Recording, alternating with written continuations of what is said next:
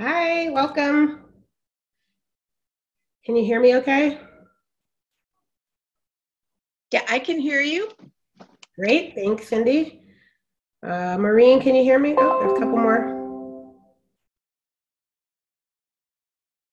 I can hear Everyone- you. Okay, good. Anyone else? I know some of you are muted, that you're muted on as you join, and then you have to unmute, but you can give a thumbs up if you can hear me. Great, okay. And it looks like, oh, we got about 5 of us. Awesome. So now I need to, and this is being recorded, just so you know. And I need to share my screen with you. There we go. Basic, I guess. Share. All right, now you're looking at that, but pretty soon you're going to be looking at this. How's that? Everyone see a DEY logo and all that? Great. All right. Well, thanks for joining me today. I know as we were planning the Institute, first we go out, my name is Denisha Jones, and I am the Director of Early Childhood Organizing with Defending the Early Years. In my spare time, I do teacher education. I was at Trinity here in DC, but I'm actually moving in 2 months to work at Sarah Lawrence College in New York.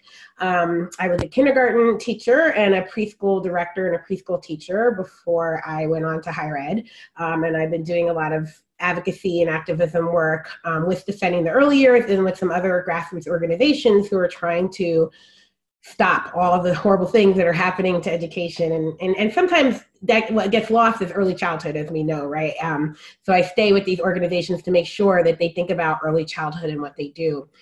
So in my new role with Defending the Early Years, I was offered the opportunity to work on organizing folks around the country who are doing different works and see what we can do to build policy platforms and strategies to kind of really help us take back our early childhood profession. And so this was my idea, to have an institute in the summer in DC, bring together some folks who are interested in doing this work and getting that work together. Another thing about me is that I went to law school a few years ago and I just graduated. And so I did some work on learning about legislation and that kind of work. So that's another passion of mine, is policy and advocacy. And so that's why I'm here. So just a little bit about what we're going to cover today, just a little bit about Defending the Early Years, who we are, what we do. Kind of this platform that I've been talking about in some of the emails is Need to Protect Childhood and where that came about.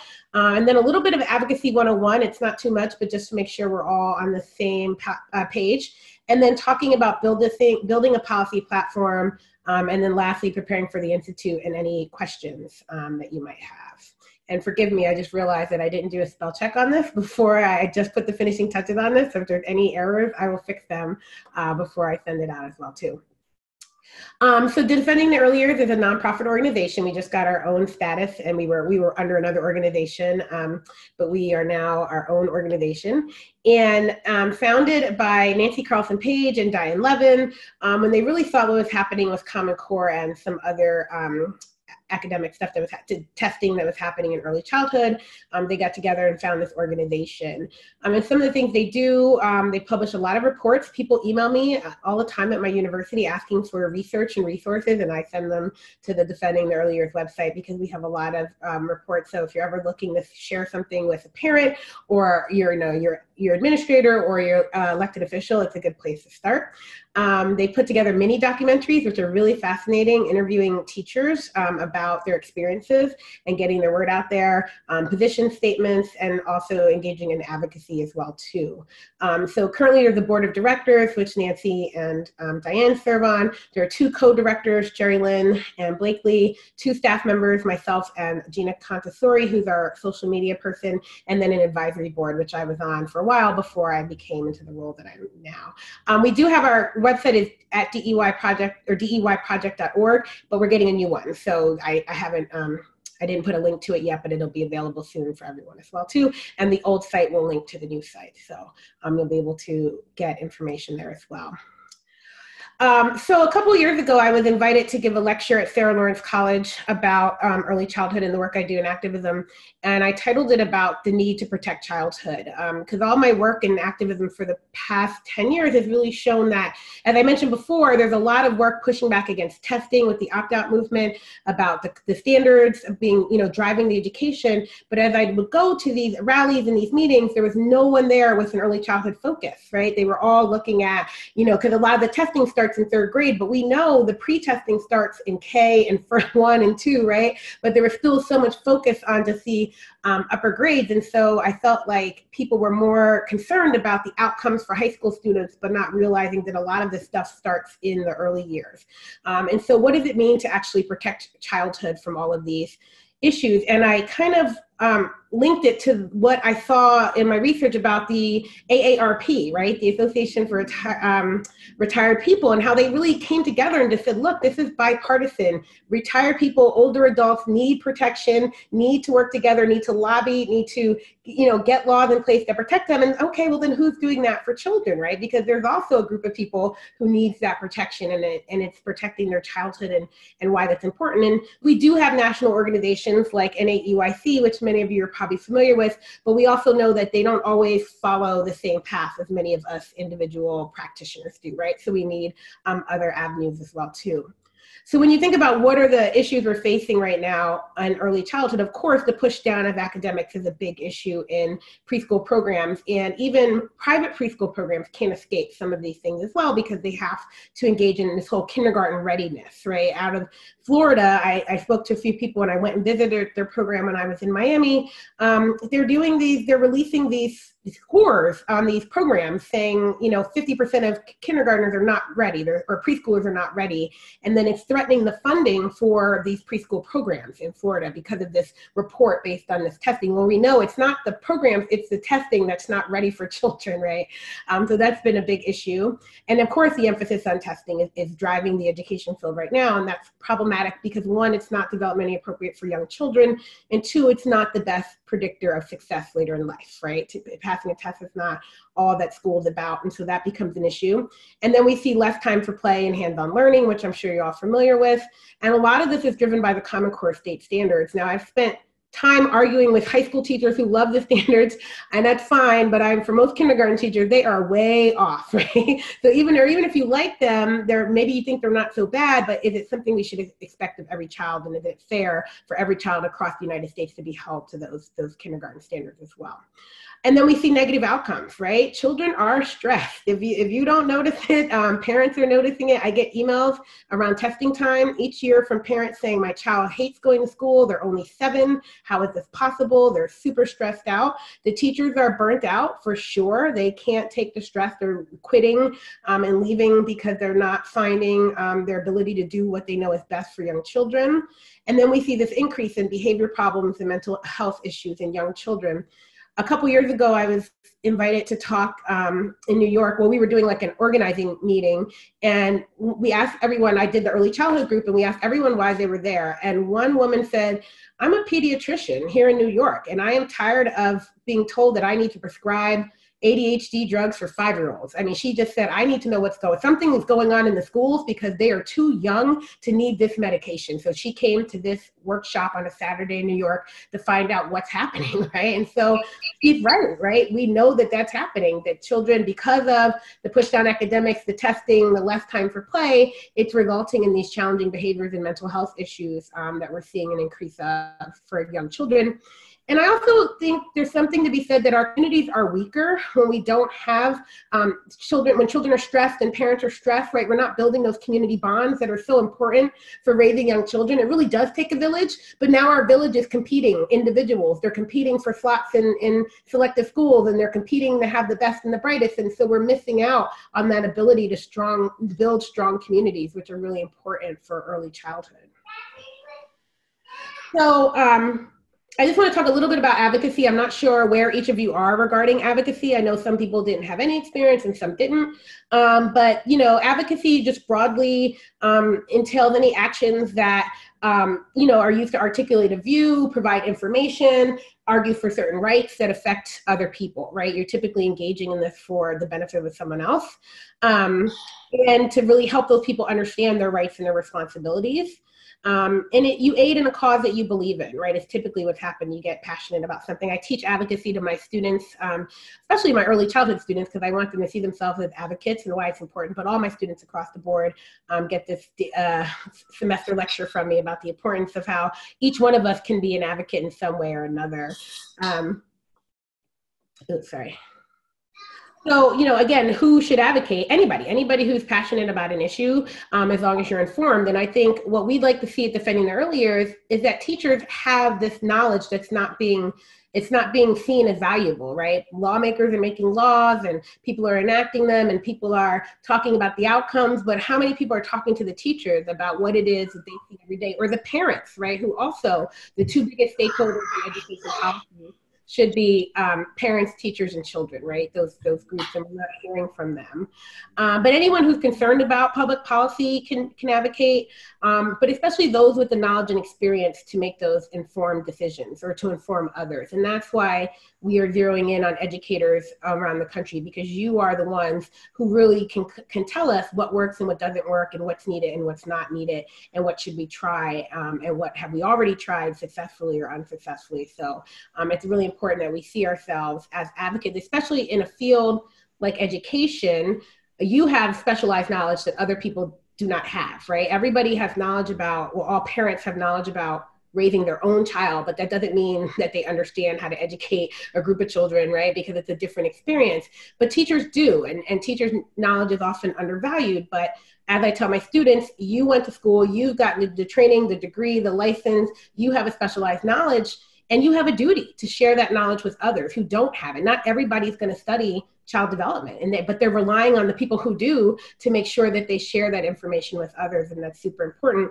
I do think there are forces trying to drown out our voices, but we're going to fight back against that, right? And we're going to reclaim that, because we are the ones with that specialized knowledge.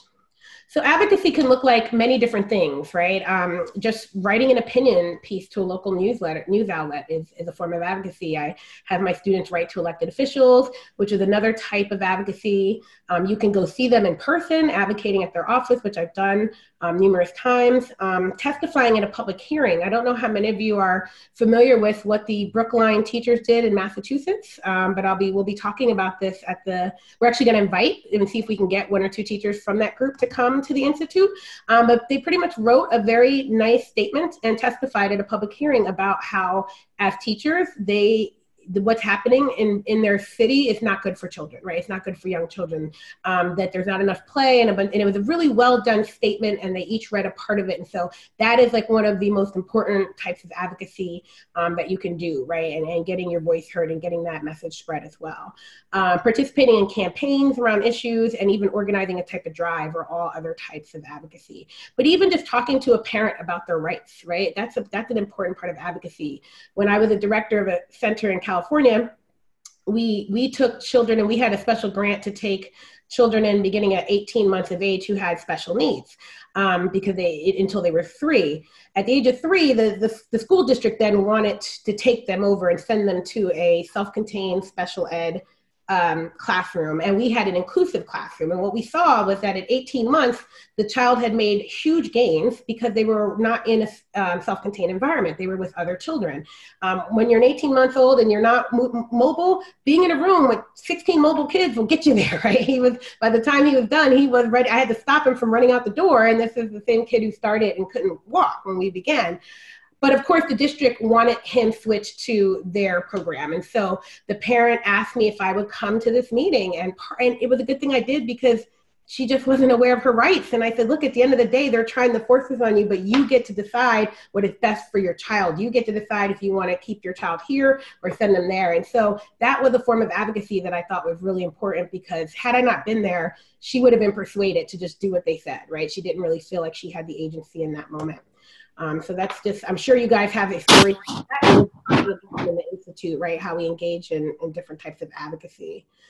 So what you really need is information, right? To be informed about your topic. and you be familiar with the research on it. And we'll talk about that as well too. People have been asking me about research, and the research is out there. I just feel like people aren't using it as they should, and so we'll address that too. But I think using our personal experiences are going to be really helpful as well.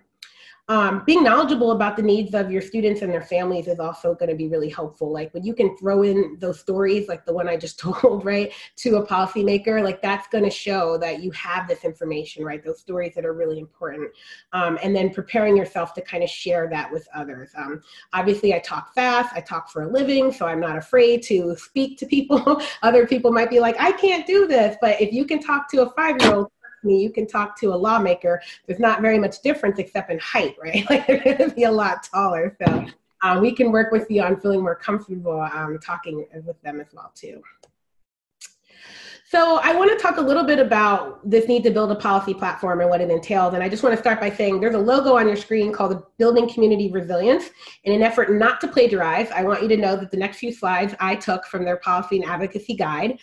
They're an organization based here in DC that's doing work around childhood trauma and ACEs, but they're actually looking at ACEs slightly differently. I don't know how many of you are familiar with the work on adverse childhood experiences that look at the impact of things like child abuse and having a parent who is incarcerated or on drugs, and then how that links to your later outcomes in health later on. But this organization is looking at it from a community lens. And so there are more ACEs than what we see, right? There are community things like poverty and hunger and lack of housing and healthcare that also can contribute. So they have done work around that, and they put out a policy and advocacy guide that they allow other people to use. And I used it, I found it last semester with my students. It was really helpful, a lot of their information. So I just want to let you know, I borrowed some of this from them. So some of the things we'll look at is what is policy and why does it matter? Depending on where you are and when you work, you should know the difference between lobbying, advocating, and educating. I actually, on behalf of defending the early years, I have to track my hours of lobbying, right? They're a nonprofit organization. And then if I lobby on their behalf, then I have to keep track of that, right? And so I'm not a full-time lobbyist, but there are rules against that. And so depending on whether you're the director of a nonprofit organization or you're just a teacher or just a parent, there are rules about it. But for the most part, we can all engage in advocacy and to certain extents. And so we'll talk a little bit about that as well too. And then this idea of making an impact with your policy strategy. And that's what we're going to work on, right? Is there a policy, platform that we can build together at the Institute that we can then go out and use in our communities as well too? Are there any questions there? I know I talk really fast, so I'll stop and see if anyone has any questions at this point. Sounds good. All right. So policy, they have this definition about policy, right? It's always hard. People know what policy is, but I'm always like, well, can you describe it, right? But it's what the government does or does not do about a problem or issue, right? Usually people get together, they make a law or they make a regulation or they issue some type of guidance. And that's how, what we're held to, right? So policy mandates how many children you can have in a classroom with an adult, like ratios are policy by the state or your city. The square footage of your classroom is set by policy. You create policies if you work in a center and you provide a handbook to parents, right? You say the do's and don'ts about picking up your children and charging late fees, right? Those are all different types of policies. And of course, education is governed mostly by state policies, but there are also some federal, as we know, federal requirements that are also creeping into our classrooms, like the Every Student Succeeds Act. And prior to that was No Child Left Behind. So again, lawmakers are policymakers in general, make policy. Could be a legislator, could be elected official. It could also be the school board, a city council, a county board. All of these different folks enact policy. And so there's the part of creating it, getting it getting it voted, approved, and then enacting it, right? And the enacting comes from proposed rules and guidance as well too. And those take the forms of the regulations of what it's gonna look like. But although policy is made by lawmakers and enacted by government agencies, people can demand policy. They can demand policy changes, right? And I think that's really important. Even when a policy has been in effect for a really long time, right? One of the things I remember learning about in law school, we were studying the Americans with Disabilities Act and then how it was redid 10 years later, right? And so you read a lot of court opinions and judges will say, if you don't like the law, go get it changed. This courtroom is not the place to change the law. Like they always say that. They're not there to change the law. So what was happening with the American Disabilities Act is that the rulings from the judges were limiting what the act was intended to cover, right? They were making their own determinations about what constituted disability and what constituted needing coverage. And the people were like, that's not what we had in mind. But all of these judges are kind of chipping away at the law. So the lawmakers took the judge's advice and they redid the policy and they expanded it and said, no, you can't tell a person that just because they have some type of function or mobility, they're not disabled. That's not your place, judge, right? So they actually, and as soon as Clinton came in the office, they got the law signed into place, right? So it took time, but they made changes. And so even if there's a policy that's been in play for 30, 50 years, it doesn't mean it can't be changed, right? People have that power, just it's a slow process. Everyone thinks the law is a good tool to bring about change. I'm like, yeah, if you've got 30 years, right, it takes a really long time. And so just to keep that in mind as well, too. I really like this quote from their guide. They said, being at the table where policy is made or educating those who are at the policy table is powerful and a logical step in our work. And then they go on to describe their particular work, but in every work, right? This is what matters. If we're going to be governed by these rules and these policies, then we should have a seat at the table. We should be telling other people what those policies should look like. And that's really important in the work that we do. So just to go over a few things, of course, lobbying is defined under federal law. It's any type of oral or written communication to an elected official or government employee, and it's made on behalf of someone else, about a client, and it's usually regarding specific legislation or rule or regulation, right? And so it's important to know that, you know, we are not engaging directly in lobbying because we're more around the education side, but if you were engaging with lobbying, there's disclosure laws and tax laws that your organization would have to be aware of. Advocacy, on the other hand, it covers a broad range of activities where we can influence policy and advance the cause. And so it should be part of your strategy to create change. It's just to advocate. Saying, I want a play-based curriculum is advocacy and not lobbying. Saying, I want you to pass law PL 222 in the Indiana State Legislature, that is lobbying, right? Because you're getting a little bit more specific with what you're doing. And eventually we would hope to get to the point where we would be lobbying specific bills, right? And that's okay. But in the beginning, you're advocating, you're asking your lawmakers to see what they can do around the issue. And maybe then they will draft something, and then, you know, you can decide if you want to support it or not. And of course, education, unlike lobbying where you're focused on a specific action, education is focused on the idea. So it's very similar to advocacy. You can be influential, which is the point, but you can't make a specific request about a particular piece of legislation, right? Education and advocacy is more broad on the concepts that you want, and lobbying is more specific. So to give an example, I've done lobbying where I sent testimony to Oregon on behalf of a bill to reduce screen time for young children. And I wrote the statement and I sent it to them and it was read on. So that's lobbying because I specifically named the bill that I wanted them to accept.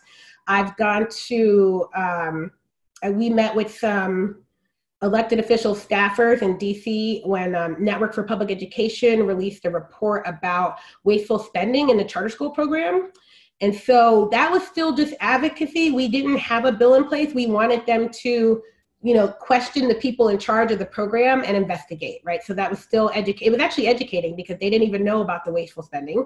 Our writers did that and came up with and did the research and had the report. And then it was advocacy because we asked them to, you know, to challenge Betsy DeVos and some of the other people, you know, in a hearing about this spending, right? So it didn't go so far as lobbying, but it was definitely some advocacy work. And in the past, we've met with other elected officials, Bernie Sanders folks and some other ones, and just said, you know, we just want you to, to kind of see what you can do to pull back on the testing, right?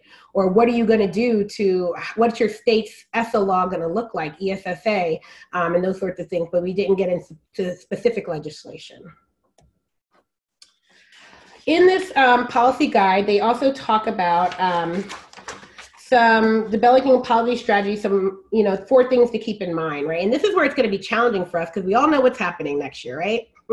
Big time presidential election. So some of us are like, okay, let's just wait until they, we know who's going to be, and then we come at them hard. That's one strategy, right? Wait for the election to be over because no one's going to focus on what you're talking about. But at the same time, there's another side who says, no, we want every candidate who wants to be taken seriously to speak up about these issues right now. So you can do either one. And there are different pros and cons to either strategy. I think for most people, waiting until the person gets elected doesn't feel good at this time, right? But again, that might be your organization says, especially if you're looking at the state level, right? Maybe you're going to have a new governor in 2020 or a new senator because the other person's definitely not running, right? And so you're going to get someone new, so maybe you want to wait, do you want to reach out to the candidates now and see which candidates can you get on your side? And so we look at those things and make those decisions. But the political environment is going to be really important. Are you targeting something that's a federal issue versus state issue? Most of the work, as I mentioned, would be done at the state issue, right? We're doing a local stuff. Sometimes NACI does some federal advocacy. At their last meeting, their public policy meeting, I forgot what the bill was, but it was a national bill that they were trying to get sponsored. And so that's at the federal level. And so people were going and talking to their senators. But of course, you could be working on something that just is based on your House of Representatives or even just your local city government as well too. But you also have to understand the context and the timing. Is the person up for re-election? Is this the person who can make the change? One of the issues I always have is with teacher licensing for early childhood. I see a lot of good teachers out of the field because they can't pass praxis, which I find very frustrating. And every time I bring this up, I'm at federal meetings on the Hill and they remind me that that's a state issue. And I'm like, I don't care. I'm going to keep talking about it until somebody does something, right? Because it's frustrating that, this is the only platform I have to speak about it and no one won't do anything about it. But it is important to know if the person you're talking to has the power to do what you want them to do and if the timing around the issue is going to be important. Once Senator Warren, who's running for president, pushed out her plan for universal child care, Defending the Early Years drafted an open letter to her, begging her to not let this become something that we can't support. We know universal preschool sounds good until it comes with rigor and testing and things that we just can't handle anymore.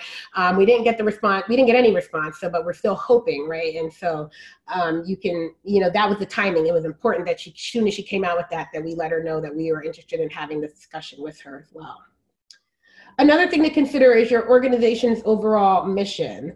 So this is going to be interesting. I think what makes Defending the Early Years unique is that we don't have a national advocacy or legislative platform, right? We're building something with different people, and we understand that it's going to look different in different states, right? Boston is going to focus on what they need, DC schools, New York, Louisiana, California. We're not looking for one broad legislation that then holds everybody to the same, right? So we understand that it's going to look different in different places. But what is it specifically in your school, in your community, in your city, or your state that you really want to focus on, right? And how does that tie in?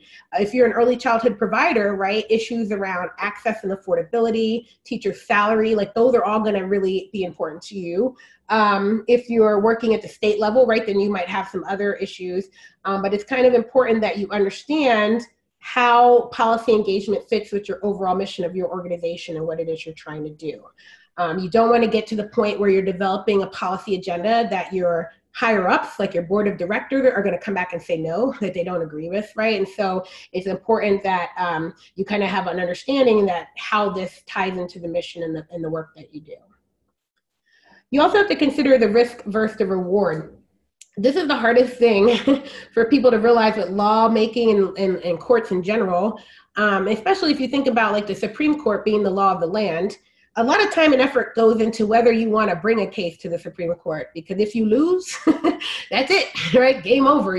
That's it. They set precedent and you've lost, right? So organizations are very skillful in making that decision, right? Because you might not have a strong enough case, and you might not want to get a bad outcome from a court, any court, right? But especially the Supreme Court. And so you have to consider what are the risks to your organization as you move forward in the sense of your priorities, but then also what are the rewards? What could it look like if you got what you wanted, and how could that impact your work in a positive way? So carefully thinking about those things are really important. And the last thing to think about is your strategy. And this is about long-term, right? Again, policy changes take time. This is not going to happen overnight. So what is your long-term strategy to make this happen? What are things that you can do now to kind of chip away at the end goal? And, think about strategy as the what and the tactics as the how, right? So what you're trying to accomplish is your strategy, and then how you go about it are the different tactics. So maybe you want your state to allow childcare subsidies to cover play-based programs. That's something I'm really concerned about, because I don't think a lot of people realize this, but most play-based programs can't take subsidies, right, for low-income parents. They're blocked because they're not academic enough, they don't have a curriculum, and they're not rigorous enough. And so maybe you want it to focus on that, right? So that's the what, and so how might you go about that, right? Inviting legislators to play-based programs to see all of the amazing things that children are doing and the skills that they're developing, holding a play-in in front of your Capitol, right, where parents and kids come and they play and you demonstrate how play is, getting a petition going, trying to get on a referendum if this is something that you can add to a ballot initiative, right? So those are the tactics. And your strategy should include, what you're trying to do and how you're going to go about doing it. But your tactics can change, right? Your tactics can change to suit the context and the political climate. In DC, some of you may or may not, we don't have statehood, right? We are the capital and we're not officially a state. And so right before the 2016 election, there was this big feeling that, soon as Hillary Clinton came in the office, we were going to present her with the statehood bill and everything was going to be wonderful. And then that was not the outcome. And so we had to change, our tactics, right? We weren't going to push the same things. And we still want statehood for DC, but we couldn't go about it in the same way because the outcome, the office of the president was filled by someone else, right? So it's important to think about that as well too. And so your tactics should serve your overall strategy, even if they have to change somewhat. And this came from the Democracy Center. Jim Schultz at the Democracy Center developed these 9 essential questions to ask yourself as you ask if you start developing your policy strategy.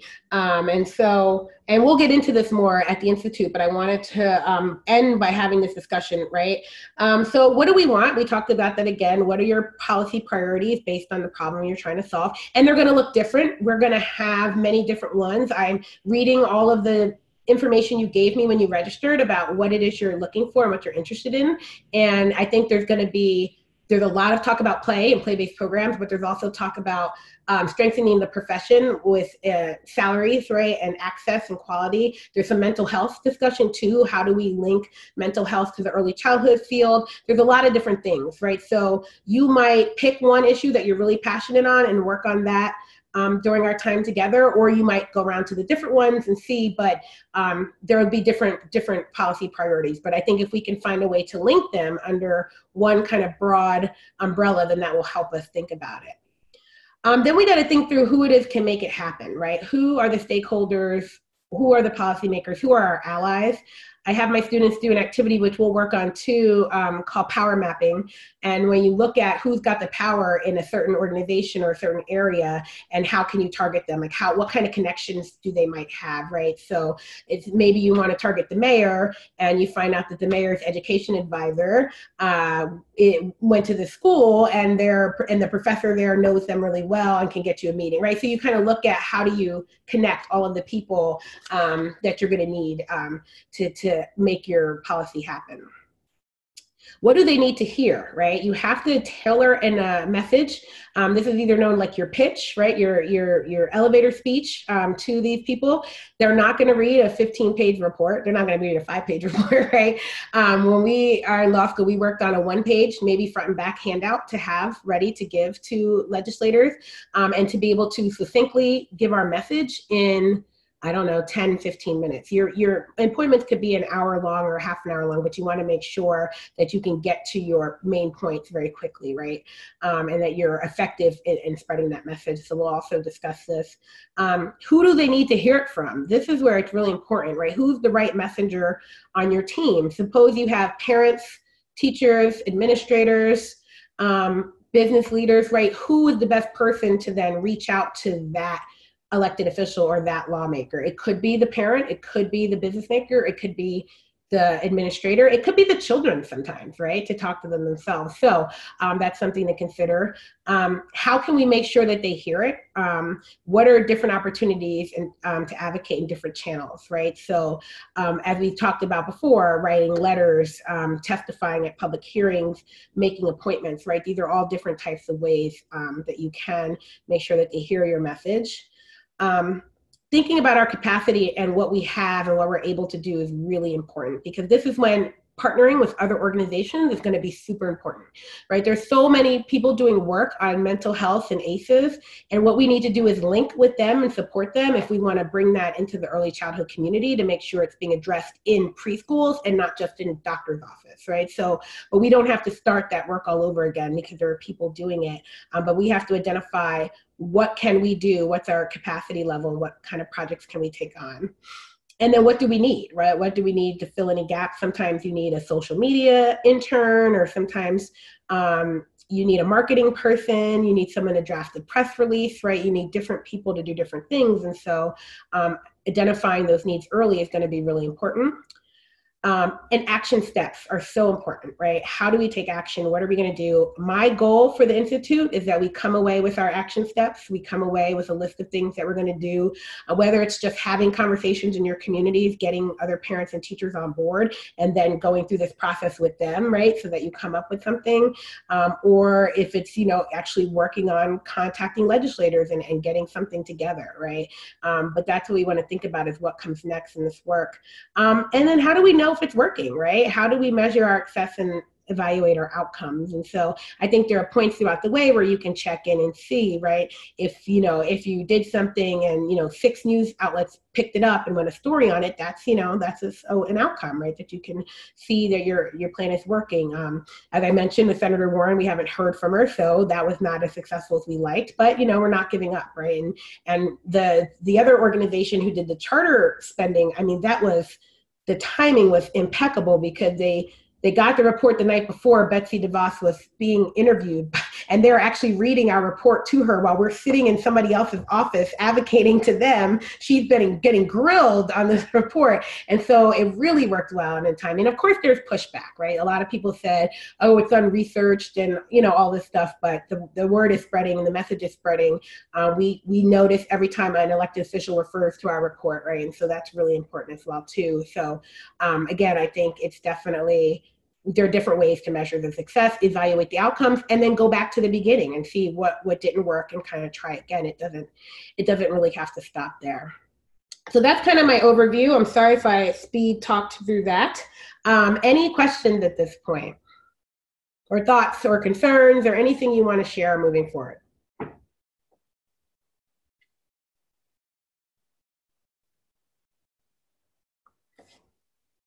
No? Everyone seem okay? Was that too much information? Enough information? Good? Good.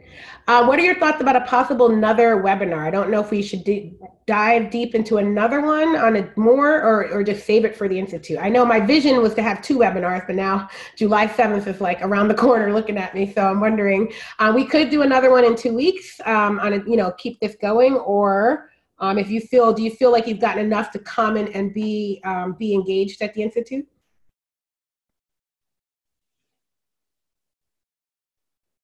Looks okay, yeah. All right, well, I just want to remind folks, book your room by tomorrow if you're staying in the hotel. So we're trying to fill the rooms. We reserved a block and we're trying to make sure enough people get them. But again, the price goes after tomorrow. They're not gonna, even if they hold some rooms, they're not gonna give it at that price if you need to stay in DC. So please do that. It's at the Eaton Hotel, which is actually a very lovely place downtown. It's got this very much spirit of artsy, justicey. It's gonna be a great location for us to work through. So yes, definitely do that. If you have any questions, I don't know how many of you have been to DC before. I'll send out information in email via how to travel. There are some issues if you're flying into National Airport, Ronald Reagan National Airport with the Metro, but it's working. It's just, it doesn't go to Virginia from the airport, but you don't need to go to Virginia. You need to come to DC. So you can definitely come there. I see some questions in the chat. All right, amount of info was perfect. Thank you. I would definitely do another webinar if offered. Okay, all right. I can think about that. I think there could be some more stuff to offer and share. Maybe if everybody watches this one, and then I can get people to go to the round two. So we can think about that. Thank you for sharing that. So yes, I'll send information about traveling to DC. The hotel is, I think it's semi-close to a metro station. It's only a few blocks away, so it won't be that difficult if you're coming if you're coming through Metro. We're going to start in the afternoon on Sunday around 1 p.m. And that's really just networking and getting to know each other. So we understand some people might not be there by then, but we hope that you can make it then. And then we have a full day Monday.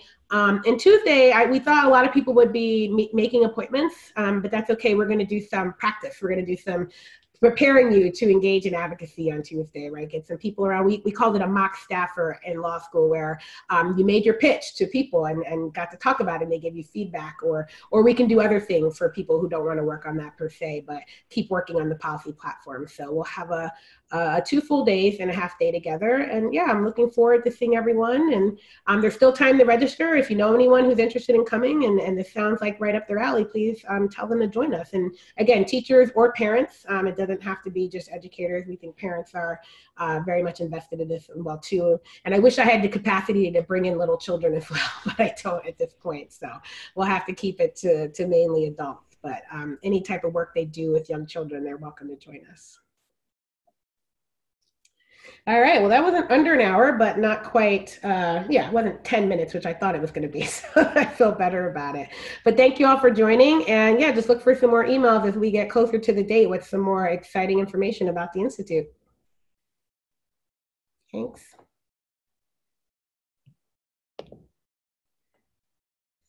Okay.